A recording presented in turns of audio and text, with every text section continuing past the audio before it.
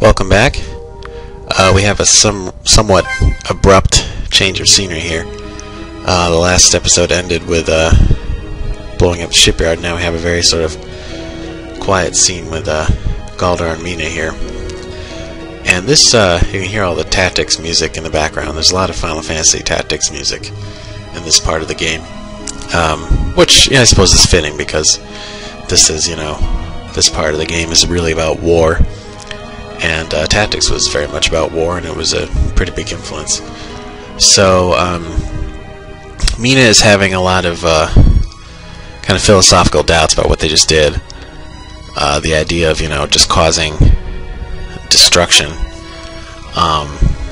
in a, at the shipyard, the same way that Gallia causes destruction around the rest of the world.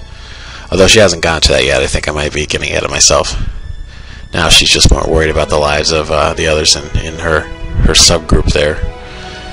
But the whole basis of this conversation is, what's the difference between a freedom fighter and a terrorist? Because it would be very easy to describe what they did to the shipyard as a terrorist act, but at the same time, I mean, a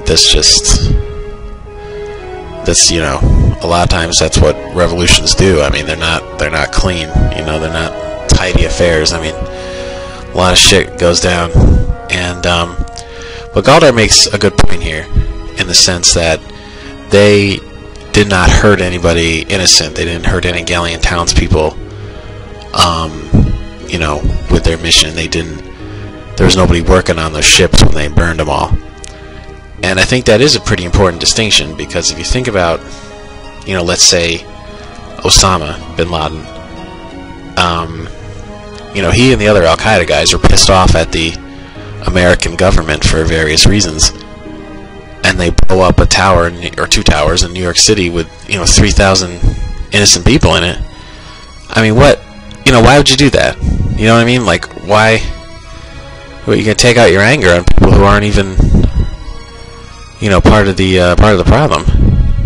And, I know that they're pissed off at America because we've propped up dictators in those countries in the past. And I understand that part of it. But if you really get to this point where you can't separate, the American government from, the 400 some odd million people that live here, then you've just gone nuts, and it's just evil. There's nothing noble about it. There's nothing noble about what they did on September 11th and all the other, bombings and shit that they've done since. It's just, no, you don't do that. So I think if you feel like you have to resort to, sabotage like they have, then the best thing you can do is to just try and keep civilians out of it. And that's the gist of their whole conversation. And, Gallia's got a good perspective. He tries to keep everybody in good spirits. And now we're going to go to a very different scene, which is Lysander in another meeting with the council. And now, like I said the last time that he went to one of these meetings, last time we saw this group together, there are a lot of parallels between this and the beginning story arc in Gallia. And basically what's happening here is Lysander is being put in Seth's position, where he loves Gallia, believes in it, but he's starting to realize that leadership is a big problem, and he just called the vice chairman a wench. So you can tell he's highly agitated, and Ariel's cracking up. She loves it. I mean, not very professional. So there's a really sort of edgy conversation here, and he is just ripping them a new one. He can really, oh my god, now it's starting to get a little immature.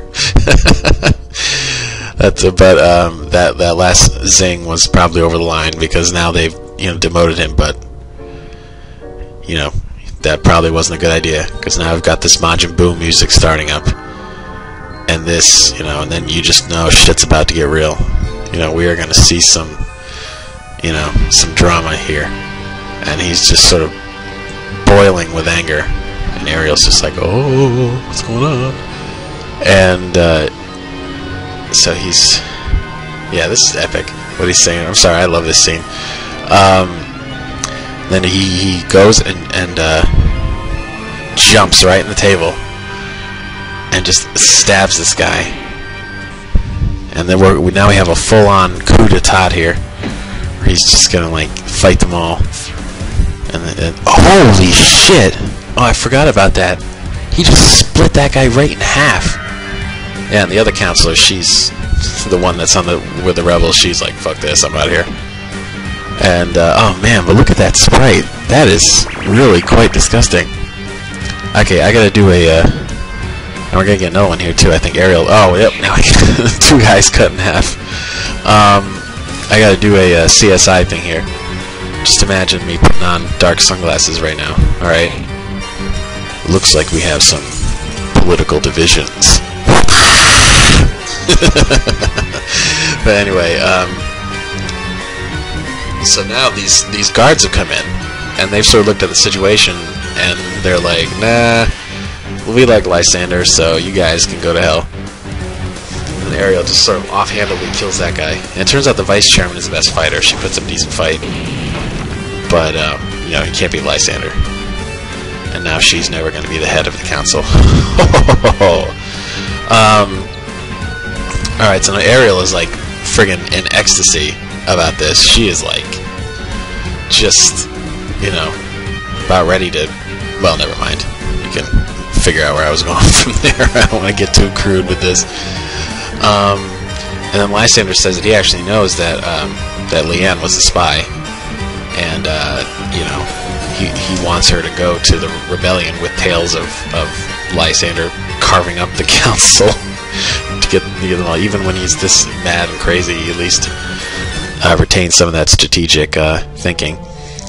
So now we're back to the tent, back to trying to treat Arius here, and now I believe, I'm not sure if it's said here, or maybe it was said in the previous scene with Mina, that Galdar, Turnus, and Seth are all in the Dwarven Kingdom, meeting with the Dwarven King. Like they went up, a while ago they went to see Ariana to try and work that out, and now they're actually going to go meet with the Dwarven King. And it's interesting that it's all men. Maybe the guy's kind of like a, you know, some crotchety old guy, and he doesn't respect women in leadership or something like that. But it's interesting that they set a team of 3 men down there. So Zala's being unusually kind, and then Felicia pops in, and of course Nova really just doesn't have any interest in seeing her. And oh jeez, I mean, Nova doesn't like her when she's having a good day, and when she's under this much stress, there's there's no way they're going to get along. And so Felicia's going to break the news that Lysander has basically made himself dictator of the city, and it's kind of like a Julius Caesar thing. I'm not sure if I thought of that at the time, but it's a little similar. I think that's what he did. And so Leanne's in hiding, but the rest of the council is dead, and now, you know, Lysander can do what he wants with impunity. And Molly points out that this is pretty much what the people of Gallia are asking for, because Lysander's a bit of a folk hero. They don't see him as a slimy politician like the council guys, but now the you know, what do you call it? The Torrin Evander's squad has found the base, and now we're going to have to do a hell of a lot of fighting to, you know, protect this place. And so, but they're wondering, you know, if they should stay with Arius. But it's kind of funny. So now we're going to fight this necromancer here. And there's a lot of necromancers in this part too. They really brought in the big guns. And yeah, fighting with just these two is hard because you can only control Nova. But I believe once I'm done picking my attacks, yeah, that Alco is going to come in and join. So now we have a bit of a kind of a reverse situation than the shipyard place where we didn't have a healer. Now we have 2 healers. We got Nova and Alco, so it should be pretty easy to keep everyone, you know, at a steady amount of hit points. And we're going to use that Divine Orb that I found. It's the most powerful holy spell. It's going to do sick damage to these guys once it goes off. Yeah, 790 damage. That's the best. So now we can finish this guy off. But these skeleton warriors have a lot of hit points. These are like some top-notch skeletons. Maybe not as powerful as Stoic, but pretty good. Alright, so this should finish him off. Yep, goodbye. Alrighty then. So, you know, once we get outside, there's going to be a lot of fighting to do. Oh yeah, and Alco notes that he helped Felicia escape. And, I guess we probably shouldn't start all that right now. It takes quite a while. So we'll heal ourselves, you know, save, and we'll start this big fight next time. Peace.